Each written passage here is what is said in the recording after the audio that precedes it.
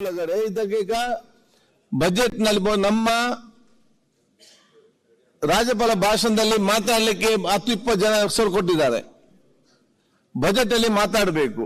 ನಾವು ಇದು ನೀವೆಲ್ಲ ಚರ್ಚೆ ಮಾಡಿದ್ರೆ 10-15 ನಿಮಿಷ ಒಬ್ಬೊಬ್ರು ಮಾತಾಡದಿದ್ರೆ ಈ ಸೆಷನ್ ಕರೆದ ನಿಮ್ಗೆ ಏನ್ ಪ್ರಯೋಜನ ಆಗ್ತದೆ? ಲಾಸ್ಟ್ಗೆ ನೀವು ಹೇಳ್ತೀವಿ ನಮ್ಗೆ ಯಾರಿಗೂ ಮಾತಾಡ್ಲಿಕ್ಕೆ ಸಿಕ್ಲಿಲ್ಲ ಅಂತೇಳಿ. ಆದ ಕಾರಣ ನಾನು ನಿಮ್ಗೆಲ್ಲರಿಗೂ ಹೇಳಿದಿಷ್ಟೇ, ಸ್ವಲ್ಪ ಒಂದು 8-10 ದಿವಸ ಸೆಷನ್ ಅಂತ ಹೇಳಿಕೊಂಡು ನೀವು ಬೇಗ ಎದ್ದು ಡೈರೆಕ್ಟ್ ಇಲ್ಲಿಗೆ ಬಂದ್ರೆ ಆಯ್ತು, ಅಲ್ಲಿ ನಿಲ್ಲುದೇ ಬೇಡ. ಅದಕ್ಕಾಗಿ ನಿಮ್ಗೆ ಅಲ್ಲಿ ಬ್ರೇಕ್ಫಾಸ್ಟ್ ನಾವು ಇಟ್ಟದ್ದು.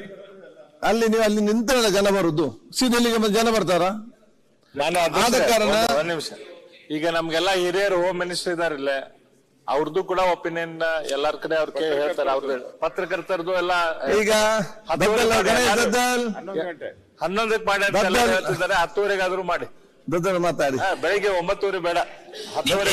ಈಗೇನಾಯ್ತು ಸರ್, 1 ಗಂಟೆಗೆ ನೀವು ಅರ್ಜೆಂಟ್ ಮಾಡ್ರಿ, 1 ಗಂಟೆಗೆ ಮಾಡ್ರಿ.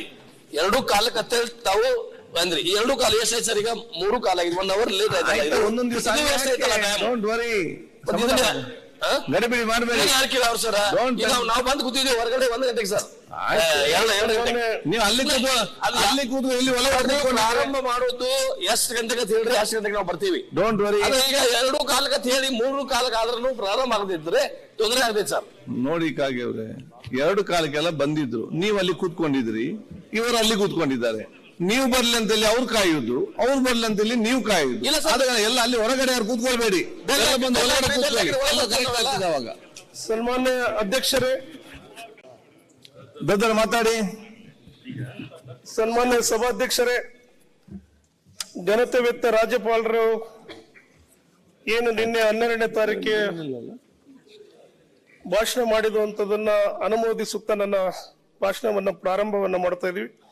ಸನ್ಮಾನ್ಯ ಅಧ್ಯಕ್ಷರೇ, ಸರ್ವರಿಗೆ ಸಮಬಾಳು ಸರ್ವರಿಗೆ ಸಮಪಾಲು ಅನ್ನುವ ರೀತಿಯಲ್ಲಿ ಇವತ್ತು ಸಂವಿಧಾನದ ಆಶಯಗಳ ಮೇಲೆ ನಂಬಿಕೆಯನ್ನ ಇಟ್ಟಿರುವ ನಮ್ಮ ಪಕ್ಷದ ಧೀಮಂತ ನಾಯಕರುಗಳಾದಂಥ ಈ ರಾಜ್ಯದ ಮುಖ್ಯಮಂತ್ರಿಗಳಾದಂಥ ಸಿದ್ದರಾಮಯ್ಯ ಸಾಹೇಬರು ಮತ್ತು ಉಪಮುಖ್ಯಮಂತ್ರಿಗಳಾದಂಥ DK ಶಿವಕುಮಾರ್ ಸಾಹೇಬರ ನೇತೃತ್ವದಲ್ಲಿ ಇವತ್ತು ಹೊಸ ಭರವಸೆಗಳ ಒಂದಿಗೆ ರಚನೆಯಾಗಿರುವ ಸರ್ಕಾರದ ಕೊಟ್ಟ ಮಾತಿನಂತೆ ಜನರ ಪ್ರೀತಿ ವಿಶ್ವಾಸ ಹಾಗೂ ಭರವಸೆಗಳನ್ನ ಧಕ್ಕೆ ಆಗದಂತೆ ಕಾರ್ಯನಿರ್ವಹಿಸುತ್ತಿದ್ದೇವೆ. ಕರ್ನಾಟಕವನ್ನು ಪ್ರಗತಿ ಪಥದಲ್ಲಿ ಕೊಂಡೊಯ್ಯುವುದು ನಮ್ಮ ಸರ್ಕಾರದ ಮೂಲ ಉದ್ದೇಶವಾಗಿರುತ್ತದೆ. ಅಧ್ಯಕ್ಷರೇ, ಯಾಕಂದ್ರೆ ಈ ಮಾತು ಯಾಕೆ ಹೇಳಬೇಕಾಗ್ತಂದ್ರೆ, ಪಂಚ ಗ್ಯಾರಂಟಿಗಳನ್ನ ಇವತ್ತೇನು 5 ಗ್ಯಾರಂಟಿಗಳನ್ನ ನನ್ನ ಪಕ್ಷದ ಘೋಷಣೆ ಆದ ನಂತರ ಈ ರಾಜ್ಯದಲ್ಲಿ ಬಹಳಷ್ಟು ವಿರೋಧ ಪಕ್ಷದಲ್ಲಿರುವಂತ ನಮ್ಮ ನಾಯಕರುಗಳು ಎಲ್ಲರೂ ಕೂಡ ಬಹಳಷ್ಟು ಟೀಕೆ ಟಿಪ್ಪಣಿಗಳನ್ನಾಯಿತು. ಮತ್ತು ನಾವು ಕೂಡ ಈ ಮನೆಯಲ್ಲಿರುವಂತ ಸದಸ್ಯರು ಕೂಡ ನಾವೆಲ್ಲರೂ ಕೂಡ ಕೆಲವು ಆತಂಕ ಪಡುವಂತದ್ದಾಗಿತ್ತು. ಅಂದ್ರೆ ಇಂತಹ ಸ್ಥಿತಿಯಲ್ಲಿ 5 ಗ್ಯಾರಂಟಿಗಳನ್ನ ಘೋಷಣೆ ಆದ ನಂತರ ಆರ್ಥಿಕ ಸ್ಥಿತಿಗಳು ಏನಾಗಬಹುದು, ಡೆವಲಪ್ಮೆಂಟ್ಸ್ಗಳು ಏನು ಕಡಿಮೆ ಆಗ್ತದೆ ಅಂತೇಳಿ ನಾವು ಭಾವಿಸ್ತಿದೀವಿ. ಸನ್ಮಾನ್ಯ ಸಭಾಧ್ಯಕ್ಷರೇ, ಯಾಕಂದ್ರೆ 5 ಗ್ಯಾರಂಟಿಗಳ ಘೋಷಣೆ ಆದ ನಂತರ ಇವತ್ತು ಇಡೀ ದೇಶದಲ್ಲಿ ಆರ್ಥಿಕ ತಜ್ಞ ಯಾರಾದರೂ ಇದ್ದರೆ, ಮುಂದಾಗಿರ್ಬೋದು ಹಿಂದಾಗಿರ್ಬೋದು, ಇರುವಂತ ಆರ್ಥಿಕ ತಜ್ಞರು ಯಾರಾದರೂ ಇದ್ರೆ ಅದು ಸಿದ್ದರಾಮಯ್ಯ ಸಾಹೇಬರು ಅಂತ ಹೇಳಕ್ ಬಯಸ್ತಾ ಇದ್ದೇನೆ ಸನ್ಮಾನ್ಯ ಸಭಾಧ್ಯಕ್ಷರೇ. ಯಾಕಂದ್ರೆ ಕೊಟ್ಟ ಮಾತಿನಂತೆ 8 ತಿಂಗಳಲ್ಲಿ ಇವತ್ತು 5 ಭರವಸೆಗಳನ್ನ ಸಂಪೂರ್ಣವಾಗಿ ಈಡೇರಿಸಿ ಇವತ್ತು ಜನರಿಗೆ ಮುಟ್ಟಿಸುವಂತ ಕೆಲಸವನ್ನ ನನ್ನ ಈ ರಾಜ್ಯದ ಮುಖ್ಯಮಂತ್ರಿಗಳು ಮಾಡಿದ್ದಾರೆ. ಸನ್ಮಾನ್ಯ ಸಭಾಧ್ಯಕ್ಷರೇ, ಅದರ ಜೊತೆಗೆ ಇವತ್ತೇನು ನಾವು ಆತಂಕಕ್ಕೆ ಒಳಗಾಗಿದ್ವಿ, ಈ 5 ಯೋಜನೆಗಳಾದ ನಂತರ ಅಭಿವೃದ್ಧಿ ವಿಷಯದಲ್ಲಿ ನಮಗೆ ಕಡಿಮೆ ಆಗ್ತದ ಅನ್ನೋ ಭಾವನೆಗಳಿಂದ ಇದ್ದೀವಿ.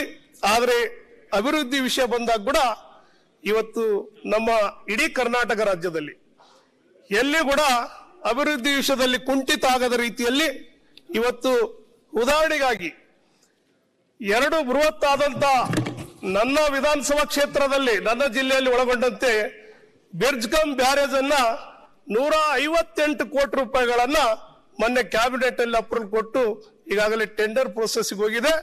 ಅದರ ಜೊತೆಗೆ ಮುಂಚಿತವಾಗಿ 146 ಕೋಟಿ ರೂಪಾಯಿಗಳನ್ನ ಕೆರೆ ತುಂಬುವಂತ ಯೋಜನೆಯನ್ನ, ಅಂದ್ರೆ ಒಂದೊಂದು ವಿಧಾನಸಭಾ ಕ್ಷೇತ್ರಕ್ಕೆ ಈ ರೀತಿಯಾಗಿ ಇಡೀ ಕರ್ನಾಟಕ ರಾಜ್ಯಾದ್ಯಂತ ಬರ್ಬೋದು. ನಿಮಗ್ ಕೂಡ ಬರ್ಬೋದು, ಈಗಾಗಲೇ ನಿಮಗೂ ಬರ್ಬೋದು, ನಿಮಗೂ ಇದೆ ಟೆಂಡರ್ ಅಲ್ಲಿ ಇರ್ಬೋದು. ಅಲ್ಲಲ್ಲ, ಸನ್ಮಾನ್ಯ ಸಭಾಧ್ಯಕ್ಷರೇ,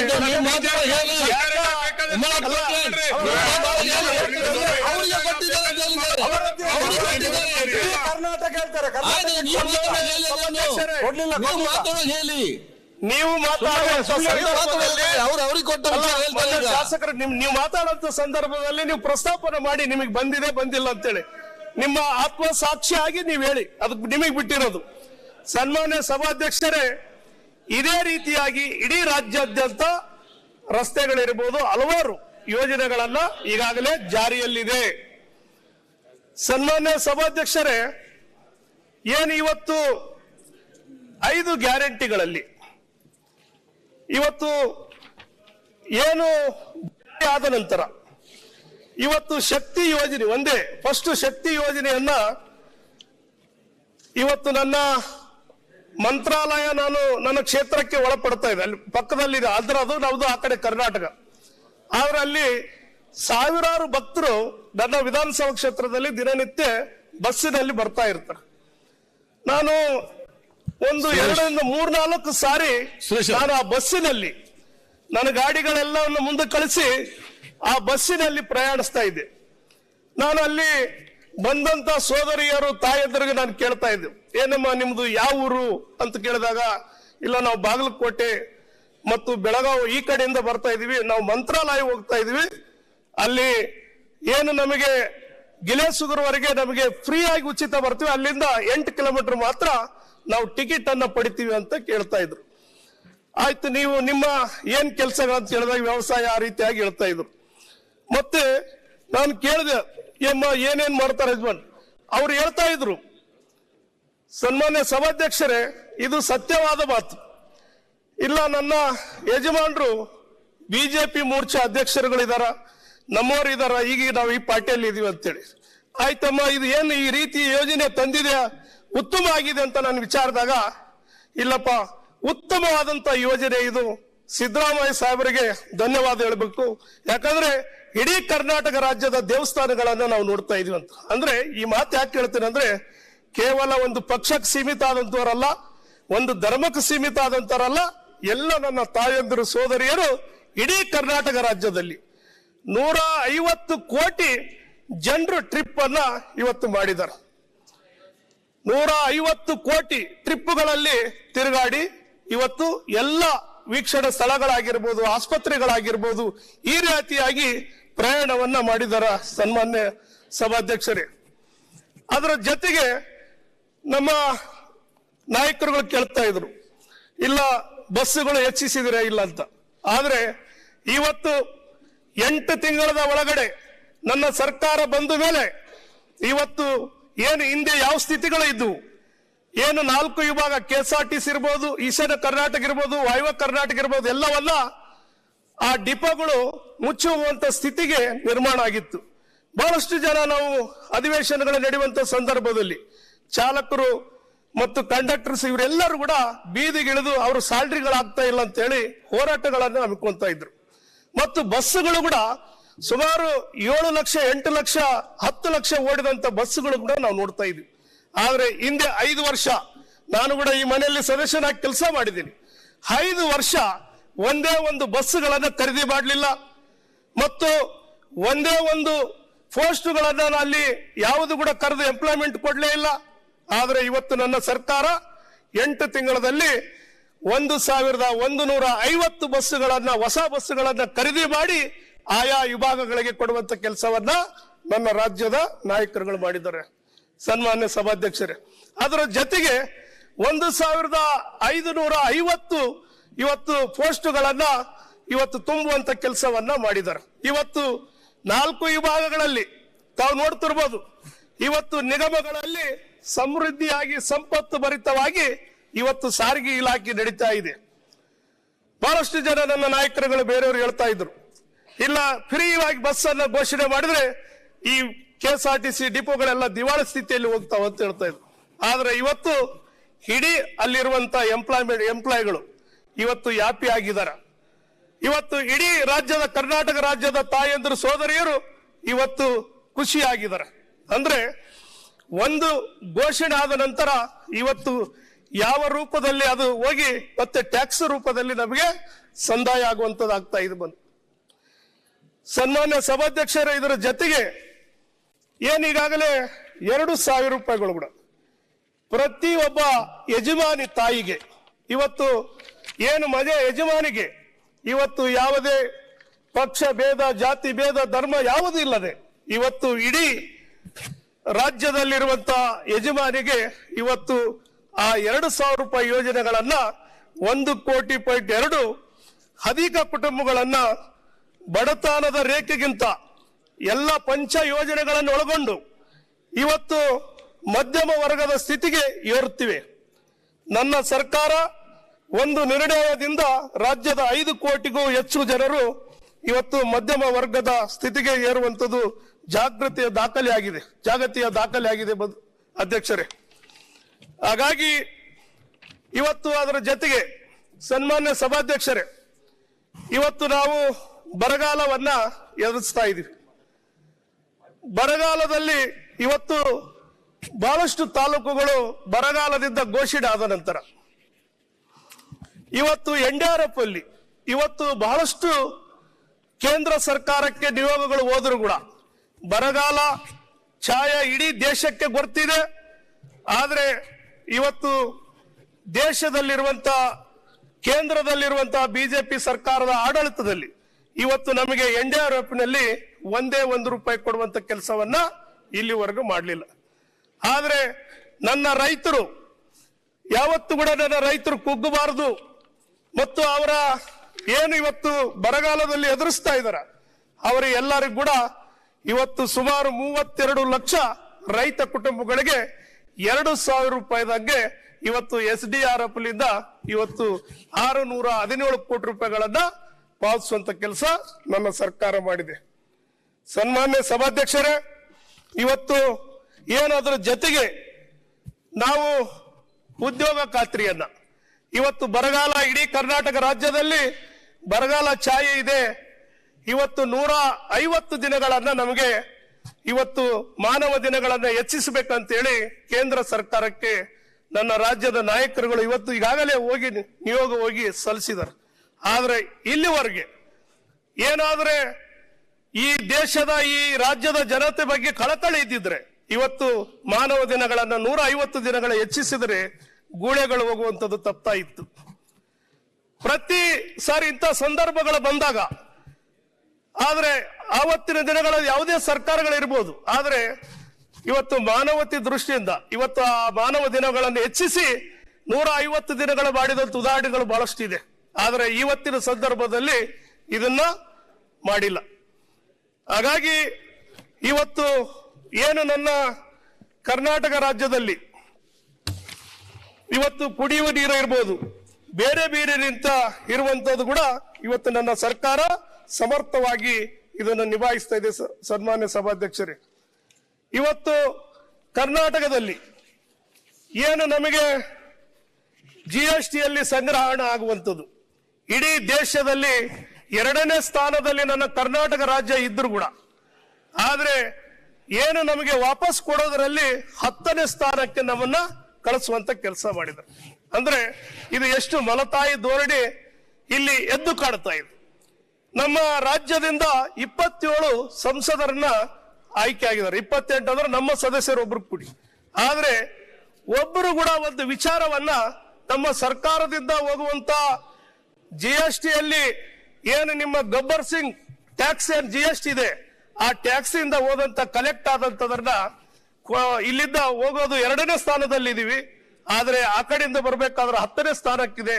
ಇದು ಇಲ್ಲಿ ಮಲತಾಯ ಧೋರಣೆ ಎದ್ದು ಕಾಡುತ್ತದೆ ಸನ್ಮಾನ್ಯ ಸಭಾಧ್ಯಕ್ಷರೇ. ಹಾಗಾಗಿ ಇವತ್ತು ಏನು ನಮ್ಮ ಸಂಸದರು ಯಾರು ಕೂಡ ಆ ವಿಚಾರ ಬಗ್ಗೆ ಒಂದು ದಿನ ಕೂಡ ಮಾತಾಡಕ್ಕಿಲ್ಲ. ನಾವೆಲ್ಲರೂ ಕೂಡ ಹೋಗಿ ಧರಣಿಗಳನ್ನ ಮಾಡಿದೀವಿ. ಹಾಗಾಗಿ ಸನ್ಮಾನ್ಯ ಸಭಾಧ್ಯಕ್ಷರೇ, ಯಾಕಂದ್ರೆ ಇದು ಹಿಂದೆ ಇದೇ ಮನೆಯಲ್ಲಿ ಹಿಂದೆ ಏನು ಬಿಜೆಪಿ ಸರ್ಕಾರ ಆಡಳಿತದಲ್ಲಿ ಮತ್ತು ಸಮ್ಮಿಶ್ರ ಸರ್ಕಾರ ಇದ್ದಾಗ ಕೂಡ ನಾವು ಈ ಮನೆಯಲ್ಲಿ ಸದಸ್ಯನಾಗಿ ಕೆಲಸ ಮಾಡಿ ನೋಡಿದ್ವಿ. ಆದ್ರೆ ನಾವು ಚಿಕ್ಕ ಮಕ್ಕಳಿದ್ದಾಗ ಆ ಮರಳಿನಲ್ಲಿ ಒಂದು ಮನೆಗಳ ಮಾಡ್ತಾ ಇರ್ತೀವಿ. ಯಾರು ಸುಂದರವಾಗಿ ಚಂದಾಗಿ ಮನೆ ಕಟ್ತಾರ, ಯಾರು ಸರಿಯಾಗಿ ಮನೆ ಕಟ್ಟಕ್ ಬರೋದಿಲ್ಲ, ಅದನ್ನ ನೋಡಿ ನೋಡಿ ನೋಡಿ ಆ ಮನೆಯನ್ನೆಲ್ಲ ತುಳಿದಾಡಿ ಮನೆಗೆ ಓಡಿ ಹೋಗ್ಬಿಡ್ತಾರೆ ಹುಡುಗರು. ಅಂದ್ರೆ ಚಿಕ್ಕ ಮಕ್ಕಳಿದ್ದಾಗ ನಾವು ಆಟ ಆಡುವಾಗ ಆ ರೀತಿಯಾಗಿ ಇವರು ಏನು 2023 ಚುನಾವಣೆಗೆ ಹೋಗುವ ಮುಂಚೆ ಸುಮಾರು ಒಂದೊಂದು ಇಲಾಖೆಯಲ್ಲಿ ಸಾವಿರಾರು ಕೋಟಿ ರೂಪಾಯಿಗಳನ್ನ ಯಾವುದೇ ಫೈನಾನ್ಸ್ ಅನ್ನು ಒದಗಿಸದೆ ಇವತ್ತು ಅಪ್ರೂವಲ್ಗಳು ಮಾಡಿ ಟೆಂಡರ್ಗಳನ್ನ ಮಾಡಿ ಹೋಗಿದ್ದಾರೆ. ಸಾವಿರಾರು ಕೋಟಿ. ನಿದರ್ಶನ ಆಗಿ ನೀರಾವರಿ ಇಲಾಖೆಯಲ್ಲಿ 16,000 ಕೋಟಿ ರೂಪಾಯಿಗಳಲ್ಲಿ ನಮ್ಮ ಕ್ಷೇತ್ರದಲ್ಲಿ ಕೂಡ ಮಾಡಿದಾರ. ಆದ್ರೆ ಅವು ಇಲ್ಲಿವರೆಗೆ ಅವರು ಪರಿಸ್ಥಿತಿಗಳ ಗಂಭೀರ ಆಗಿದೆ. ಸನ್ಮಾನ್ಯ ಸಭಾಧ್ಯಕ್ಷರೇ, ಇದೆಲ್ಲವನ್ನ ಈ ರಾಜ್ಯದ ಮುಖ್ಯಮಂತ್ರಿಗಳಾದಂತಹ ಸಿದ್ದರಾಮಯ್ಯ ಸಾಹೇಬರು ಇವರ ನೇತೃತ್ವದಲ್ಲಿ ಅವರ ಬಿಲ್ಲುಗಳಾಗಿರ್ಬೋದು, ಪಂಚ ಗ್ಯಾರಂಟಿಗಳು ಯೋಜನೆಗಳನ್ನ ಸಮರ್ಥವಾಗಿ ಈ ರಾಜ್ಯವನ್ನ ಮುನ್ನಡೆಸುವಂತ ಕೆಲಸವನ್ನ ನಮ್ಮ ನಾಯಕರುಗಳು ಮಾಡ್ತಾ ಇದ್ದಾರೆ. ಇದರ ಜೊತೆಗೆ ಸನ್ಮಾನ್ಯ ಸಭಾಧ್ಯಕ್ಷರೇ, ಕಲ್ಯಾಣ ಕರ್ನಾಟಕ ಭಾಗದಲ್ಲಿ ಇವತ್ತು ಹಿಂದೆ 371J ಹೈದರಾಬಾದ್ ಕರ್ನಾಟಕ ಅಂತ ಏನಿತ್ತು.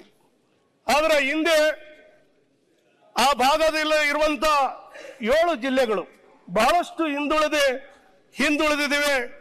ಶಿಕ್ಷಣಿಕವಾಗಿರ್ಬೋದು, ಆರ್ಥಿಕವಾಗಿರ್ಬೋದು, ನೀರಾವರಿಯಿಂದ ಆಗಿರ್ಬೋದು, ಎಲ್ಲಾ ರೀತಿಯಿಂದ ಹಿಂದುಳಿದಿದೆ ಅಂತೇಳಿ ಈ ದೇಶದ ಆರ್ಟಿಕಲ್ 371 ಅನ್ನ ತಿದ್ದುಪಡಿ ಮಾಡಿ ಇವತ್ತು UPA ಸರ್ಕಾರ ಈ ದೇಶದ ಪ್ರಧಾನಿಗಳಾದಂತ ಡಾಕ್ಟರ್ ಮನಮೋಹನ್ ಸಿಂಗ್ ಅವರು ಪ್ರಧಾನಿಗಳಿದ್ದಾಗ ಆ ಭಾಗದ ನಾಯಕರುಗಳಾದಂತ ಮಲ್ಲಿಕಾರ್ಜುನ್ ಖರ್ಗೆ ಸಾಹೇಬರು ಮತ್ತು ಧರ್ಮ್ ಸಿಂಗ್ ಸಾಹೇಬ್ರವರ ನೇತೃತ್ವದಲ್ಲಿ ಇವತ್ತು 371J ಆರ್ಟಿಕಲ್ ಮಾಡಿದ ಮೇಲೆ ನನಗೆ ಕಲ್ಯಾಣ ಕರ್ನಾಟಕ ಭಾಗದ ಜನರು ಇವತ್ತು ಸಾವಿರಾರು ಜನ ವಿದ್ಯಾರ್ಥಿಗಳು ಇವತ್ತು ವೈದ್ಯ ಅಧಿಕಾರಿಗಳಾಗಿದ್ದಾರೆ, ಸಾವಿರಾರು ಜನ ಇಂಜಿನಿಯರ್ಗಳಾಗಿದ್ದಾರೆ, ಸಾವಿರಾರು ಜನಕ್ಕೆ ಎಂಪ್ಲಾಯ್ಮೆಂಟ್ ಸಿಗ್ತಾ ಇದೆ. ಸನ್ಮಾನ್ಯ ಸಭಾಧ್ಯಕ್ಷರೇ, ಇದು ಹಿಂದೆ ಬಿಜೆಪಿ ಸರ್ಕಾರಗಳು ಇದ್ದಾಗ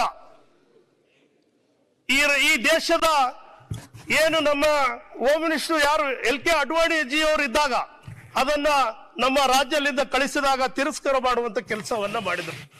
ಆದ್ರೆ ಇವತ್ತು ನನ್ನ ಕಾಂಗ್ರೆಸ್ ಪಕ್ಷ ಈ ದೇಶದಲ್ಲಿ ಅಧಿಕಾರ ಇದ್ದಾಗ ಅದನ್ನ ಕೊಟ್ಟಂತದನ್ನ ಇವತ್ತು ನಾವು ನನ್ನ ಇಡೀ 7 ಜಿಲ್ಲೆದ ಭಾಗದಲ್ಲಿ ನಾವೆಲ್ಲ ಕೃತಜ್ಞತೆಯನ್ನ ಸಲ್ಲಿಸಬೇಕಾಗ್ತದೆ. ಯಾಕಂದ್ರೆ ಅಲ್ಲಿ ಕೂಡ ಕೇವಲ ಕಾಂಗ್ರೆಸ್ ಪಕ್ಷದ ಮಕ್ಕಳು ಡಾಕ್ಟರ್ಗಳಾಗಿಲ್ಲ, ಎಲ್ಲಾ ವರ್ಗದ ಮಕ್ಕಳು, ಎಲ್ಲಾ ಜಾತಿ ಧರ್ಮದ ಮಕ್ಕಳು ಇವತ್ತು 80% ಮೀಸಲಾತಿ. ನಮಗೆ ಯಾವುದೇ ಮೆಡಿಕಲ್ ಸೀಟ್ಗಳನ್ನಿದ್ದಾಗ 76% ನಮಗೆ ಮೀಸಲಾತಿಯನ್ನಲ್ಲಿದೆ, 76%. ಹಾಗಾಗಿ ಇವತ್ತು ನಮಗೆ ಏನ್ ನೀಟಲ್ಲಿ ಕಡಿಮೆ ಇದ್ರು ಕೂಡ ಇವತ್ತು ಸಾವಿರಾರು ವಿದ್ಯಾರ್ಥಿಗಳು ಇವತ್ತು ವೈದ್ಯಾಧಿಕಾರಿಗಳಾಗಿ ಬರ್ತಾ ಇದ್ದಾರೆ. ಸನ್ಮಾನ್ಯ ಸಭಾಧ್ಯಕ್ಷರೇ, ಅದರ ಜೊತೆಗೆ 2013-14 ಸಾಲಿನಲ್ಲಿ ಈ ರಾಜ್ಯದ ಮುಖ್ಯಮಂತ್ರಿಗಳಾದಂತಹ ಸಿದ್ದರಾಮಯ್ಯ ಸಾಹೇಬರು ಇದ್ದಂತಹ ಸಂದರ್ಭದಲ್ಲಿ ಆವತ್ತು ಏನು ನಮಗೆ 371J ಆರ್ಟಿಕಲ್ ತಿದ್ದುಪಡಿ ಆದ ನಂತರ ಅಲ್ಲಿ 3 ಅಂಶಗಳನ್ನು ಇಟ್ಟು ಕೊಟ್ಟಿದ್ದಾರೆ: ಎಜುಕೇಶನ್, ಎಂಪ್ಲಾಯ್ಮೆಂಟ್, ಡೆವಲಪ್ಮೆಂಟ್. ಹಾಗಾಗಿ ಡೆವಲಪ್ಮೆಂಟ್ ನಲ್ಲಿ ಕರ್ನಾಟಕ ಸರ್ಕಾರ ಆವತ್ತಿನ 1,000 ಕೋಟಿ ರೂಪಾಯಿಗಳನ್ನ ಪ್ರಥಮವಾಗಿ ಅದನ್ನ ಘೋಷಣೆ ಮಾಡಿ ಅಲ್ಲಿಂದ ಇವತ್ತು ಇಲ್ಲಿವರೆಗೂ ಅಭಿವೃದ್ಧಿ ಪಡಿಸೋದಕ್ಕೆ ನಿಟ್ಟಿನಲ್ಲಿ ಸಾಗ್ತಾ ಇದೆ. ಸನ್ಮಾನ್ಯ ಸಭಾಧ್ಯಕ್ಷರೇ, ಈಗ ಏನು ಮೊನ್ನೆ ನಾವು ಈ 8 ತಿಂಗಳಲ್ಲಿ ಅವಧಿಯಲ್ಲಿ ಬಂದ ನಂತರ ಈಗ 3,000 ಕೋಟಿ ರೂಪಾಯಿಗಳನ್ನ ಇವತ್ತು ಕಲ್ಯಾಣ ಕರ್ನಾಟಕ ಭಾಗಕ್ಕೆ ಇವತ್ತು ಒದಗಿಸಿದ್ದಾರೆ ಡೆವಲಪ್ಮೆಂಟ್ಗೆ. ಇದು ಈಗಾಗಲೇ ಎಲ್ಲ ಪ್ರಗತಿಯಲ್ಲಿ ಸಾಗ್ತಾ ಇದೆ. ಸನ್ಮಾನ್ಯ ಸಭಾಧ್ಯಕ್ಷರೇ, ಇವತ್ತು ಏನು ಉದ್ಯೋಗ ಖಾತ್ರಿ ಯೋಜನೆ, ಇದು ಉದ್ಯೋಗ ಖಾತ್ರಿ ಯೋಜನೆಯನ್ನ ಹಿಂದೆ UPA ಸರ್ಕಾರ ಇದ್ದಾಗ ಡಾಕ್ಟರ್ ಮನಮೋಹನ್ ಸಿಂಗ್ ಇದ್ದಾಗ ಈ ಜಾರಿಗೆ ಬಂದಂತದ್ದು ಉದ್ಯೋಗ ಖಾತ್ರಿ ಯೋಜನೆ. ಈ ಯೋಜನೆ ಇಷ್ಟು ಬಡವರಿಗೆ ಸಮರ್ಪಕವಾಗಿ ಈ ಯೋಜನೆಯನ್ನ ಸಿಗ್ತಾ ಇದೆ. ದುಡಿಯುವಂತ ಕೈಗಳಿಗೆ ಕೂಲಿಯನ್ನ ಕೊಡುವಂಥದ್ದು ಈ ಮಹತ್ವವಾದಂತ ಯೋಜನೆ. ಮತ್ತು 13ರಲ್ಲಿ ಈ ರಾಜ್ಯದ ಮುಖ್ಯಮಂತ್ರಿಗಳು ಸಿದ್ದರಾಮಯ್ಯ ಸಾಹೇಬರಾದಂತ ಸಂದರ್ಭದಲ್ಲಿ ಅನ್ನ ಭಾಗ್ಯ ಅಂತೇಳಿ ಯೋಜನೆಯನ್ನ ರೂಪಿಸಿದ್ರು. ಬಹಳಷ್ಟು ಜನ ಟೀಕೆಗಳನ್ನ ಮಾಡ್ತಾ ಇದ್ರು. ಈಗೆಲ್ಲ ದೊಡ್ಡ ದೊಡ್ಡ ಏನು ನಮಗೆ ಲ್ಯಾಂಡ್ ಲಾರ್ಡ್ ಇರೋರು ಆಗಿರ್ಬೋದು, ಇನ್ನು ದೊಡ್ಡ ದೊಡ್ಡವರೆಲ್ಲ ಈ ರೀತಿಯಾಗಿ ಬಿಟ್ಟಿ ಭಾಗ್ಯಗಳನ್ನ ಕೊಟ್ರೆ ಜನರು ನಮ್ಗೆ ಯಾರು ದುಡಿಯಕ್ ಬರಲ್ಲ ಮತ್ತು ಫ್ರೀ ಆಗಿ ಅಕ್ಕಿ ಕೊಟ್ರೆ ಅವರು ಮನೆಯಲ್ಲೇ ಇರ್ತಾರಂತ ಹೇಳಿ ಬಹಳಷ್ಟು ಜನ ಟೀಕೆ ಮಾಡ್ತಾ ಇದ್ರು. ಆದ್ರೆ ಈ ಮಾತು ಯಾಕೆ ಹೇಳ್ತೀನಿ ಸನ್ಮಾನ್ಯ ಸಭಾಧ್ಯಕ್ಷರೇ, ಆವತ್ತಿನ ಸಂದರ್ಭದಲ್ಲಿ ಏನ್ ಕೋವಿಡ್ ಸಂದರ್ಭ ಬಂತು, 19-20 ಸಾಲಿನಲ್ಲಿ ಕೋವಿಡ್ ಬಂದಂತ ಸಂದರ್ಭದಲ್ಲಿ ಎಲ್ಲ ಶ್ರೀಮಂತರ ವರ್ಗರು ನಮ್ಮನ್ನ ಸೇರಿ ಇನ್ನೊಬ್ಬರು ಸೇರಿ ಎಲ್ಲರೂ ಕೂಡ ಅವರವರ ಮನೆಯಲ್ಲಿ ಗೇಟ್ಗಳನ್ನ ಲಾಕ್ಗಳು ಹಾಕಂತದಾಯ್ತು. ಯಾರು ಕೂಡ ಹೊರಗೆ ಬರಕ್ ರೆಡಿ ಇರಲಿಲ್ಲ. ಆದ್ರೆ ಬಡವ ತಾಯಿ ಊಟ ಇಲ್ಲದೆ ಹಸುವಿರೋರು ಅವ್ರು ಹೊರಗೆ ಬರ್ಬೇಕಾಯ್ತಂತ ಪರಿಸ್ಥಿತಿ, ಗಂಭೀರ ಆದಂತ ಪರಿಸ್ಥಿತಿಗಳಿತ್ತು. ಆದ್ರೆ ಅವತ್ತಿನ ಸಂದರ್ಭದಲ್ಲಿ ಏನಾದ್ರೂ ಈ ರಾಜ್ಯದಲ್ಲಿ ಬಡವರು ಆವತ್ತು ಏನಾದ್ರೂ ಬದುಕಿದ್ರೆ ಅನ್ನ ಭಾಗ್ಯ ಉದ್ಯೋಗ ಖಾತ್ರಿ ಯೋಜನೆ ಮೇಲೆ ಇವತ್ತು ಈ ರಾಜ್ಯದ ಜನತೆ ಬಡವರು ಬದುಕಿದಾರಂತ ನಾನು ಈ ಸಂದರ್ಭದಲ್ಲಿ ಹೇಳ್ತೀನಿ. ಸನ್ಮಾನ್ಯ ಸಭಾಧ್ಯಕ್ಷರೇ, ಇಂಥ ಭಾಗ್ಯಗಳು ಕಷ್ಟ ಕಾಲದಲ್ಲಿಗೂ ಮಾತ್ರ ಅದು ಗೊತ್ತಾಗ್ತದೆ. ಅವತ್ತು ಯಾರು ಕೂಡ ಕೊಡಕ್ ರೆಡಿ ಇರ್ಲಿಲ್ಲ, ಪೇಪರ್ ಬಿಟ್ಟಕ್ ರೆಡಿ ಇರ್ಲಿಲ್ಲ. ಆ ಪೇಪರ್ ಅಲ್ಲಿ ಬಿಟ್ಟಾಕಿ ಹೋಗ್ಬೇಕು ಆ ಟೈಪ್ ಅಂತ, ಅದಕ್ಕ ಮತ್ತೆ ಸ್ಯಾನಿಟೈಸರ್ ಹಾಕಿ ಪೇಪರ್ ತಗೊಂಬಂತ ಪರಿಸ್ಥಿತಿಗಳಾಗಿತ್ತು. ಅಂತ ಕಷ್ಟ ಕಾಲದಲ್ಲಿ ಇವತ್ತು ಇಂಥ ಏನು ಘೋಷಣೆ ಆದಂತ ಯೋಜನೆಗಳು ಸಮರ್ಪಕವಾಗಿ ಬಡವರಿಗೆ ತಲುಪಿಸುವಂತದ್ದಾಗಿತ್ತು. ಸನ್ಮಾನ್ಯ ಸಭಾಧ್ಯಕ್ಷರೇ, ಅದರ ದಿಟ್ಟಿನಲ್ಲಿ ಇವತ್ತು ಕಲ್ಯಾಣ ಕರ್ನಾಟಕ ಭಾಗದಲ್ಲಿ ಬಹಳಷ್ಟು ನಿರುದ್ಯೋಗ ಇದೆ. ಅಲ್ಲಿರುವಂತ ಇವತ್ತು ಅವಕಾಶಗಳನ್ನ ಏನು ಹಿಂದೆ 2013-14ನೇ ಸಾಲು ಏನು ಅವತ್ತಿನ ದಿನ ಎಂಪ್ಲಾಯ್ಮೆಂಟ್ ಏನು ನಮಗೆ ನೌಕರಿಗಳನ್ನು ತುಂಬೋದಾಗಿತ್ತು. ಆದ್ರೆ ಹಿಂದೆ 5 ವರ್ಷದಲ್ಲಿ ಯಾವ ಪೋಸ್ಟ್ಗಳನ್ನ ತುಂಬಕ್ಕಾಗ್ಲಿಲ್ಲ. ಆದ್ರೆ ಇವತ್ತು ನನ್ನ ಸರ್ಕಾರ ಬಂದ ಮೇಲೆ 8 ತಿಂಗಳ ಅವಧಿಯಲ್ಲಿ 16,000 ಉದ್ಯೋಗಗಳನ್ನ ಎಂಪ್ಲಾಯ್ಮೆಂಟ್ ಕೊಡುವಂತ ಕೆಲಸವನ್ನ ಈ ನನ್ನ ಸರ್ಕಾರ, ಈ ರಾಜ್ಯದ ಮುಖ್ಯಮಂತ್ರಿಗಳಾದಂತ ಸಿದ್ದರಾಮಯ್ಯ ಸಾಹೇಬರು ಮಾಡಿದ್ದಾರೆ. ಇದು ವಿದ್ಯಾರ್ಥಿಗಳಿಗೆ, ನಿರುದ್ಯೋಗ ಇರುವಂತವರಿಗೆ, ಪ್ರತಿಯೊಬ್ಬರಿಗೆ ಬಡವರ ಬಗ್ಗೆ ಕಳಕಳಿ ಇರುವಂತಹ ನಾಯಕರುಗಳು ನಮ್ಮ ಪಕ್ಷದ ನಾಯಕರುಗಳಂತ ಕೂಡ ಈ ಸಂದರ್ಭದಲ್ಲಿ ಹೇಳ್ತೀನಿ ಸನ್ಮಾನ್ಯ ಸಭಾಧ್ಯಕ್ಷರೇ. ಅದರ ಜೊತೆಗೆ ಇನ್ನ 14,000 ಉದ್ಯೋಗಗಳನ್ನ ಇಡೀ ರಾಜ್ಯಾದ್ಯಂತ ಕೂಡ ಈಗಾಗಲೇ ಪ್ರೋಸೆಸ್ ನಲ್ಲಿ 14,000 ಹುದ್ದೆಗಳನ್ನು ತುಂಬುವಂತದ್ದು ಕೂಡ ಇವತ್ತಿದೆ. ಈ ನಮಗೆ ಘನತೆವೆತ್ತ ರಾಜ್ಯಪಾಲರು ಇದು ಓದುವಂತ ಸಂದರ್ಭದಲ್ಲಿ ಓದಿದಾರ. ಸಂಪೂರ್ಣವಾಗಿ ಈ ಬುಕ್ಕಿನಲ್ಲಿರುವಂತದ್ದು 100% ಸತ್ಯ ಇದೆ. ಇದು ಯಾರು ಕೂಡ ಈ ಮನೆಯಲ್ಲಿರುವಂತ ಎಲ್ಲಾ ಸದಸ್ಯರು ಕೂಡ ನಾವು ಒಪ್ಪಿಗೆಲೇಬೇಕು. ಇದರಲ್ಲಿ ಏನು ಮ್ಯಾನಿಪುಲೇಟ್ ಮಾಡಿಲ್ಲ. ನಾವು ಯಾವುದೇ ಚುನಾವಣೆಗಳಿಗೆ ಹೋಗ್ತಾ ಇಲ್ಲ. ನಾವು ಜನರ ಮೆಚ್ಚಿಸೋ ಸಲುವಾಗಿ ನಾವು ಇದು ಓದಿಸಿಲ್ಲ. ಇನ್ನ 4 ವರ್ಷ 3 ತಿಂಗಳ ಸುಭದ್ರವಾಗಿ ಈ ರಾಜ್ಯಕ್ಕೆ ಈ ಸರ್ಕಾರವನ್ನ ಆಡಳಿತವನ್ನು ಕೊಡುವ ದೃಷ್ಟಿಯಿಂದ ಇದರಲ್ಲಿ ಅಂಶಗಳನ್ನು ಕೂಡಿದೆ. ಸನ್ಮಾನ್ಯ ಸಭಾಧ್ಯಕ್ಷರೇ, ನಾನು ವಿರೋಧ ಪಕ್ಷದ ನಾಯಕರು ಒಂದು ಪತ್ರಿಕೆಯಲ್ಲಿ ನೋಡ್ತಾ ಇದ್ದೆ, ಸಾಹಿತ್ಯ ಕರ್ನಾಟಕದಲ್ಲಿ ರಾಜ್ಯಪಾಲರು ಕೂಡ ಓದಿಸಿರುವಂತ ಏನ್ ಭಾಷಣದಲ್ಲಿ ಎಲ್ಲ ನಮ್ಮ ಹಿಂದೆ ಸರ್ಕಾರ ಮಾಡಿದಂತ ಯೋಜನೆಗಳನ್ನೇ ಇವತ್ತು ಓದಿಸಿದ್ದಾರೆ ಅಂತ ಹೇಳ್ತಾ ಇದ್ರು. ನಾವೆಲ್ಲ ನೋಡ್ತಾ ಇದೀವಿ. ಯಾವುದು ಕೂಡ ನಾನು ಕೂಡ ಈ ಮನೆಯಲ್ಲಿ ಸದಸ್ಯರಾಗಿದ್ದೆ. ಇಂದಿನ ಯೋಜನೆಗಳು ಯಾವುವು, ಈಗಿನ ಯೋಜನೆಗಳಂತ ನನಗೆ ಸಂಪೂರ್ಣವಾಗಿ ಇದರಲ್ಲಿ ನಾನು ನೋಡಿದ್ದೀನಿ. ಆದ್ರೆ ಇವತ್ತು ರೂಪಿಸಿರುವಂತದ್ದು ಯಾವುದು ಕೂಡ ಹಿಂದಿನ ಸರ್ಕಾರದಿಲ್ಲ.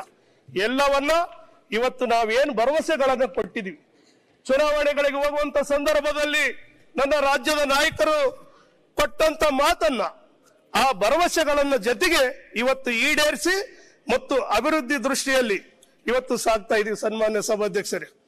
ಅದರ ಜೊತೆಗೆ ಪರಿಶಿಷ್ಟ ಜಾತಿ ಪರಿಶಿಷ್ಟ ಪಂಗಡಗಳ ಇಲಾಖೆಗೆ ಇವತ್ತು ಏನು ಈ ದೇಶದಲ್ಲಿ, ಇಡೀ ದೇಶದಲ್ಲಿ ಎಲ್ಲಾದ್ರೆ ಇವತ್ತು ಆಕ್ಟ್ ಅನ್ನ ವಿಶೇಷವಾಗಿ ಎಲ್ಲನ್ನ ಯಾಕ್ತಿದ್ರೆ 24.1% ಬಜೆಟಿನ ಇವತ್ತು ಡೆವಲಪ್ಮೆಂಟ್ ನಲ್ಲಿರುವಂತಹ ಅನುದಾನಕ್ಕೆ ಇವತ್ತು 24.1% ಅನ್ನ ಇವತ್ತು ಮೀಸಲಿರುವಂತ ಯಾವುದಾದ್ರೂ ರಾಜ್ಯ ಇದ್ರೆ ಅದು ಕರ್ನಾಟಕ ರಾಜ್ಯ ಅಂತ ಹೇಳ್ತೀನಿ ಸನ್ಮಾನ್ಯ ಸಭಾಧ್ಯಕ್ಷರೇ. ಬೇರೆ ರಾಜ್ಯದಲ್ಲಿ ತರಬಹುದಾಗಿತ್ತಲ್ಲ. ಬೇರೆ ರಾಜ್ಯದಲ್ಲಿ ಬಿಜೆಪಿ ಸರ್ಕಾರ ಆಡಳಿತದಲ್ಲಿ ಬಹಳಷ್ಟು ರಾಜ್ಯಗಳಲ್ಲಿದ್ದಾರೆ. ಅಲ್ಲಿ SC ST ಬಗ್ಗೆ ಕಳಕಳಿ ತಮಗೆ ಆದ್ರೆ ಇದ್ರೆ ಅಲ್ಲಿ ಕೂಡ ತರಬಹುದಾಗಿತ್ತು. ಆದ್ರೆ ತರೋದಕ್ಕಾಗಿಲ್ಲ. ಅದರ ಜೊತೆಗೆ ಈ ವರ್ಷ ಏನು ನಮಗೆ 8 ತಿಂಗಳ ಅವಧಿಯಲ್ಲಿ 34,000 ಕೋಟಿ ರೂಪಾಯಿಗಳನ್ನ ಈ ಸಮಾಜಕ್ಕೆ ಮೀಸಲಾತಿಯನ್ನು ಇಟ್ಟು ಇವತ್ತು ಅನುದಾನವನ್ನ ಪ್ರಗತಿಯತ್ತ ಸಾಗ್ತಾ ಇದೆ. ಸನ್ಮಾನ್ಯ ಸಭಾಧ್ಯಕ್ಷರೇ, ಇವತ್ತು ಏನು ಸನ್ಮಾನ್ಯ ಮುಖ್ಯಮಂತ್ರಿಗಳಾದಂತ ಸಿದ್ದರಾಮಯ್ಯ ಸಾಹೇಬರು ಇವತ್ತು ಎಲ್ಲ ಸಮಾಜಕ್ಕೆ ಇವತ್ತು ತಾವು ನೋಡ್ತಿರ್ಬೋದು, ಇಂಥ ವರ್ಗಕ್ಕೆ ಅಲ್ಲ ಎಲ್ಲ ಸಮಾಜದ ವರ್ಗಕ್ಕೆ ಕೂಡ ಇವತ್ತು ಪ್ರತಿಯೊಂದು ಯೋಜನೆಯ ತಲುಪ ರೀತಿಯಲ್ಲಿ ಇವತ್ತು ಬಜೆಟ್ ಅನ್ನ ಸಿದ್ಧಪಡಿಸ್ತಾ ಇದ್ದಾರೆ. ಅಂದ್ರೆ ಇವತ್ತು ಬಾಬಾ ಸಾಹೇಬ್ ಅಂಬೇಡ್ಕರ್ ಸಂವಿಧಾನವನ್ನ ಬರೆದು ಸಂವಿಧಾನ ಆಶಯಗಳಲ್ಲಿ ಇವತ್ತು ಈ ದೇಶದಲ್ಲಿ ಪ್ರತಿಯೊಬ್ಬ ಮನುಷ್ಯನಿಗೆ ಎಲ್ಲ ಧರ್ಮದ ವ್ಯಕ್ತಿಗೂ ಕೂಡ ಕಟ್ಟ ಕಡೆ ವ್ಯಕ್ತಿಗೆ ಸ್ವಾತಂತ್ರ್ಯವನ್ನ ಇದೆ. ಅಂದ್ರೆ ಎಲ್ಲ ಯೋಜನೆಗಳ ಮೇಲೆ ಹಕ್ಕು ಇದೆ. ಆ ಹಕ್ಕನ್ನ ಕೊಡಿಸುವಂತ ದಿಟ್ಟಿನಲ್ಲಿ ನಮ್ಮ ನಾಯಕರು ಮಾಡ್ತಾ ಇದ್ದಾರೆ. ಸನ್ಮಾನ್ಯ ಸಭಾಧ್ಯಕ್ಷರೇ, ಇವತ್ತು ಬಹಳಷ್ಟು ಇವತ್ತು ನಮ್ಮ ಭಾಗಗಳಲ್ಲಿ ಇನ್ನ ಬಹಳಷ್ಟು ಯೋಜನೆಗಳನ್ನ ರೂಪಿಸಬೇಕಾಗಿದೆ. ಆದ್ರೆ ಬರುವಂತ ದಿನಗಳಲ್ಲಿ ಖಂಡಿತವಾಗಿ ಈ ರಾಜ್ಯಕ್ಕೆ ಬೇಕಾದಂತ ಆರ್ಥಿಕ ಸ್ಥಿತಿಯನ್ನು ಸುಭದ್ರಗೊಳಿಸಿ, ಯಾಕಂದ್ರೆ ನಾನು ಈ ಮಾತು ಯಾಕೆ ಹೇಳ್ತೀನಿ ಅಂದ್ರೆ ನನ್ನ ರಾಜ್ಯದ ಮುಖ್ಯಮಂತ್ರಿಗಳ ಹತ್ರ ನಾವು ಪತ್ರಗಳು ಒಯ್ತಿದ್ದೇವೆ. ಸರ್ ಇದನ್ನ ಜಲ್ದಿ ಇನ್ನೊಂದು ಸ್ಯಾಂಕ್ಷನ್ ಮಾಡ್ರಿ ಅಂತ ಅವ್ರು ಹೇಳ್ತಾ ಇರ್ತಾರೆ. ಆತುರ ಪಡೋದು ಬೇಡಪ್ಪ. ಇದನ್ನ ಈ ರಾಜ್ಯವನ್ನ ಆರ್ಥಿಕ ಸಂಪತ್ತು ಭರಿತವಾಗಿ ಈ ರಾಜ್ಯವನ್ನ ಸಮೃದ್ಧಿಯಾಗಿ ಯಾವತ್ತು ಕೂಡ ನಾವು ಆರ್ಥಿಕತೆ ಹಿಂದರಿಯದ ರೀತಿಯಲ್ಲಿ ಇಡೀ ದೇಶ ನೋಡುವ ರೀತಿಯಲ್ಲಿ ಆರ್ಥಿಕ ಸ್ಥಿತಿಯನ್ನ ಸುಧಾರಿಸಲು ಅಪೂರ್ವ ಒಂದೊಂದಾಗಿ ಕೊಡಬೇಕು. ಎಲ್ಲ ಈಗ ನಮ್ಮ ಬಿಜೆಪಿ ನಾಯಕರುಗಳ ನಮ್ಮ ಕ್ಷೇತ್ರಕ್ಕೆ ಸಿಕ್ಕಿಲ್ಲ ಅಂತಲ್ಲ, ಎಲ್ಲಾ ಕ್ಷೇತ್ರಗಳಿಗೆ ಕೂಡ ಸಮಾನಾದಂತ ನೋಡಮ್ ಅಂತೇಳಿ ಅವ್ರು ಹೇಳ್ತಾ ಇರ್ತಾರೆ ವಿಚಾರಗಳು. ಆದ್ರೆ ನಾವು ಕೂಡ ಹಿಂದೆ ನೋಡಿದೀವಿ, ಬಿಜೆಪಿ ನಾಯಕರುಗಳು ಮಂತ್ರಿಗಳ ಹತ್ರ ಹೋದಾಗ ಇಲ್ಲ ನೀವು ಕಾಂಗ್ರೆಸ್ನವ್ರು ಬರಬಾಡ್ರಿ, ನಿಮ್ಗೆ ಅಪ್ರೂವಲ್ ಮಾಡುವಂತ ಬಹಳಷ್ಟು ಉದಾಹರಣೆಗಳು ನಮಗಿದೆ. ನಮ್ಮನ್ನ ಶಾಸಕರುಗಳು ಕೂಡ ನಮಗೆ ಆವತ್ತಿನ ಸಂದರ್ಭದಲ್ಲಿ ಮುಜುಗರಕ್ಕೆ ನಾವು ಬಂದಿದೀವಿ. ಆದ್ರೆ ನಮ್ಮ ನಾಯಕರುಗಳು ಹಂಗೆ ಹೇಳೋದಿಲ್ಲ, ಇಲ್ಲ ಆಯ್ತು ನಿಮಗೆ ಕೊಟ್ಟಿದೀವಿ ಅವ್ರಿಗೂ ಕೂಡ ಕೊಡ್ಬೇಕಾಗ್ತದ ಅಂತ ಹೇಳಿ ಹೇಳ್ತಾ ಇರ್ತಾರೆ. ಅಂದ್ರೆ ಇದು ಬದ್ಧತೆ ಇರುವಂತ ನಮ್ಮ ನಾಯಕರುಗಳು ಮತ್ತು ಪ್ರತಿಯೊಬ್ಬರಿಗೂ ಕೂಡ ಸಮಾನವಾದಂತ ಅಭಿವೃದ್ಧಿ ದೃಷ್ಟಿಯಲ್ಲಿ ಇಡೀ ಕರ್ನಾಟಕ ರಾಜ್ಯವನ್ನ ಒಟ್ಟಾಗಿ ನೋಡುವಂತ ಕೆಲಸವನ್ನ ನನ್ನ ನಾಯಕರುಗಳು ಮಾಡ್ತಾ ಇದ್ದಾರೆ. ಸನ್ಮಾನ್ಯ ಸಭಾಧ್ಯಕ್ಷರೇ, ಇವತ್ತು ಏನು ನಮ್ಮ ಈ ರಾಜ್ಯದಲ್ಲಿ ಬಹಳಷ್ಟು ಶಿಕ್ಷಣಕ್ಕೆ ಬಹಳಷ್ಟು ಇವತ್ತು ಹೊಸ ಶಿಕ್ಷಣ ನೀತಿಯನ್ನ ತರುವಂತ ಕೆಲಸ ಆಗ್ತದೆ. ಇವತ್ತು ನಾನು ಯಾಕಂದ್ರೆ ಗ್ರಾಮೀಣ ಪ್ರದೇಶದಲ್ಲಿ ನಾನು ಗ್ರಾಮ ಪಂಚಾಯತಿ ಸದಸ್ಯನಾಗಿ ನಾನು ಈ ಮನೆಗೆ ಬಂದಿದ್ದೀನಿ. ಇವತ್ತು 2 ಸಾರಿ ಸೋತಿದ್ದೀನಿ, 2 ಸಾರಿ ಬಂದು 4ನೇ ಸಾರಿ ನನಗಿರುವಂತ ಅನುಭವ ಮತ್ತು ಗ್ರಾಮ ಪಂಚಾಯತಿಯ ಸದಸ್ಯನಾಗಿ ಗ್ರಾಮೀಣ ಪ್ರದೇಶದಲ್ಲಿರುವಂತ ಬಡತನದಲ್ಲಿರುವಂತ ಮತ್ತು ರೈತರ ತಂದೆ ತಾಯಿಗಳು ಬಯಸೋದು ಏನಂತಂದ್ರೆ ಇವತ್ತು ನಮ್ಮ ಮಕ್ಕಳು ಉತ್ತಮವಾದಂತ ಶಿಕ್ಷಣವನ್ನ ಪಡಿಬೇಕು.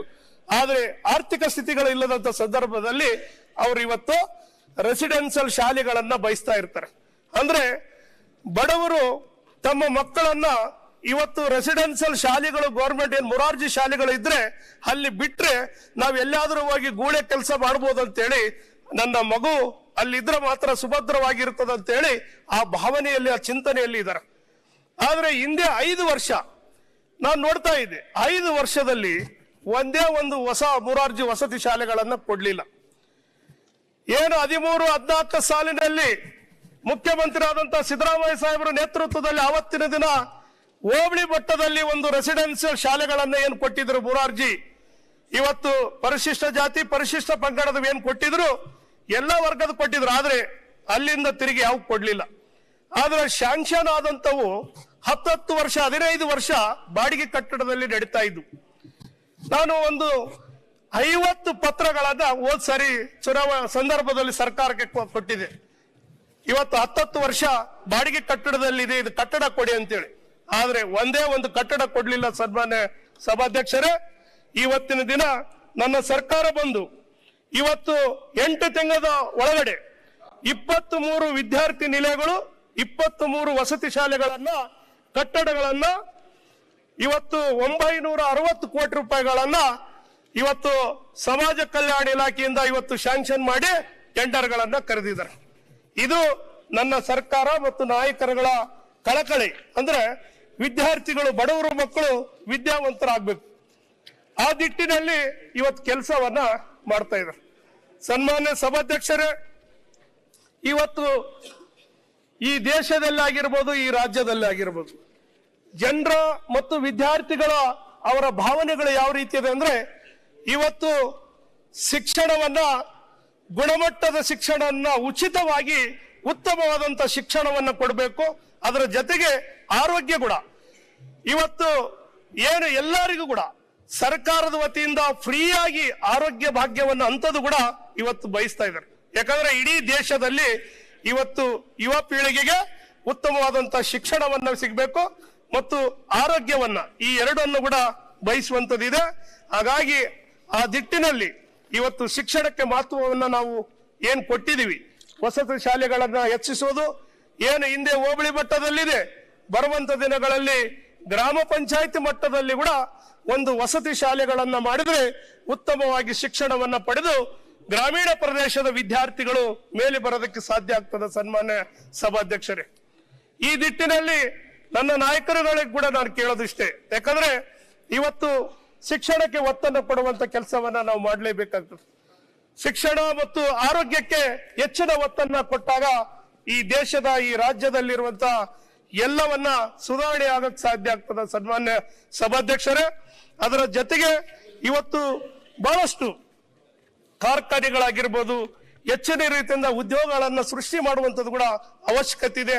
ಆ ನಿಟ್ಟಿನಲ್ಲಿ ಕೂಡ ನನ್ನ ಸರ್ಕಾರ ಮುಂದಿನ ದಿನಗಳಲ್ಲಿ ಹೆಚ್ಚಿನ ರೀತಿಯಿಂದ ಉದ್ಯೋಗಗಳನ್ನ ಸೃಷ್ಟಿ ಮಾಡುವಂಥದ್ದು ಕೂಡ ಆಗ್ತದಂತ ಕೂಡ ಈ ಸಂದರ್ಭದಲ್ಲಿ ಹೇಳ್ತೀನಿ. ಯಾಕಂದ್ರೆ ಈ ದೇಶದಲ್ಲಿ ಹಿಂದೆ ಬಹಳಷ್ಟು ಚುನಾವಣೆಗಳಲ್ಲಿ ಯುವಕರ ಓಟ್ಗಳನ್ನ ಪಡೆಯುವುದಕ್ಕೆ ಸುಮಾರು ಎಷ್ಟೋ ಸುಳ್ಳು ಭರವಸೆಗಳನ್ನು ಹೇಳಿ ವರ್ಷಕ್ಕೆ 1.5 ಕೋಟಿ ಉದ್ಯೋಗಗಳನ್ನ ಪಡ್ತು ಅಂತ ಹೇಳಿ ಈ ದೇಶದಲ್ಲಿ ಓಟ್ಗಳನ್ನ ಪಡೆದು ಇಲ್ಲಿವರೆಗೂ ಕೂಡ ಯಾವ ಉದ್ಯೋಗಗಳನ್ನ ಸಿಗದೇ ಇದೆ. ಆ ಎಲ್ಲ ಯುವಕರ ಗಮನದಲ್ಲಿದೆ.